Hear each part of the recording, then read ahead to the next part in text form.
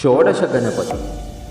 గణపతి కోరిన కోర్కెలు తీర్చే బాలగణపతిగా, అనుకున్న పనులలో విజయాన్ని చేకూర్చే తరుణ గణపతిగా, మోక్షాన్నిచ్చే భక్త గణపతిగా పలు రూపాలలో దర్శనమిస్తాడు. ముద్గల పురాణం గణపతి యొక్క 32 స్వరూపాలను వర్ణించింది. ఈ 32 రూపాలలో 16 రూపాలు మరింత ప్రశస్తమైనవి. ఈ 16 రూపాలే షోడశ గణపతులుగా ప్రసిద్ధం.